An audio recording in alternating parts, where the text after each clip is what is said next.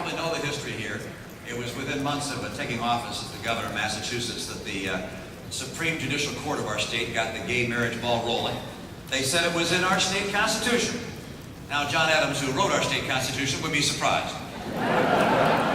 It was not in our constitution, but it was in the heads of a one-vote majority of the bench to birth a new law without the benefit of democracy. The court's error, I believe, was that it focused on adult rights. It said, you know, if heterosexual couples can marry, then of course homosexual couples, to have equal rights, have to also be able to marry. But what they forgot was that one of the primary purposes of marriage is the development and nurturing of children. Every child deserves a mother and a father.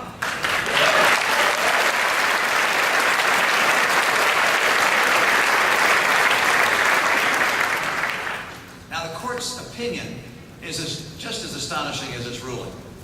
It said that traditional marriage between a man and a woman, and now I quote, works a deep and scarring hardship for no rational reason. For no rational reason?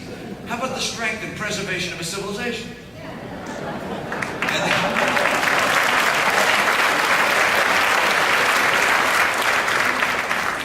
This is no longer just a Massachusetts issue. You saw the decision of a judge in Iowa just recently. They said gay couples have the right to marry there as well because the current marriage law, and again I quote, operates only to harm same-sex couples and their children. Think of that. The current marriage law operates only to harm same-sex couples and their children. Simply astonishing. Now, after the ruling in Massachusetts, I went to Washington and I testified in favor of a federal marriage amendment. I wrote every Republican U.S. senator, asked them to support it. Even some of our own, however, voted against it. Make no mistake on this. A federal amendment is the only way we can protect marriage from liberal, unelected judges.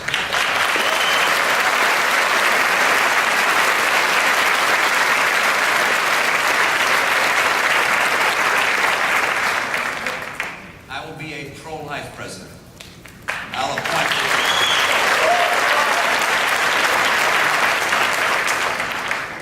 I've been a pro-life governor. I'll appoint and fight for justices who follow the law, the Constitution, who understand judicial restraint, and who won't legislate from the bench. But being a pro-life president also means promoting policies that respect life and its sanctity. I'll oppose taxpayer funding of abortion. I'll oppose partial birth control.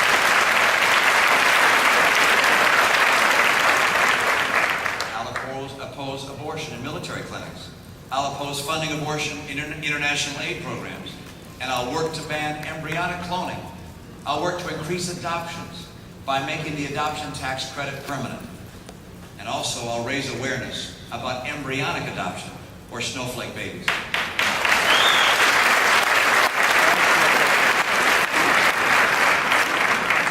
And you don't have to take my word for it on this. You can look at my record as governor. On every piece of legislation, I came down on the side of life. I was honored to receive the Political Leadership Award from the Massachusetts Citizens for Life in recognition of the actions I took as governor to protect life. Now, I'm grateful for the work all of you have done for years and years on this issue. Like Ronald Reagan and Henry Hyde, I'm a convert to this cause. I joined the fight to win the hearts and minds of others and to work to create a culture of life. And together, we will win this battle for the sanctity of human life.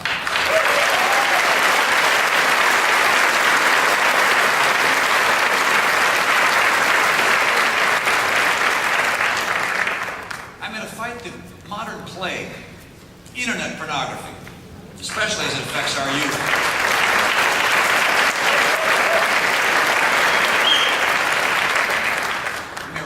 Following the Columbine shooting, Peggy Noonan said that our children are swimming in an ocean of filth, she called it. Pornography, perversions, violence, sex. It's time we clean up the water that our kids are swimming in.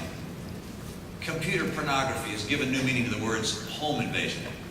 If I'm president, I'll work to make sure that every computer sold into the home has an easy-to-engage pornography filter so that parents can protect their children from unwanted filth into their home.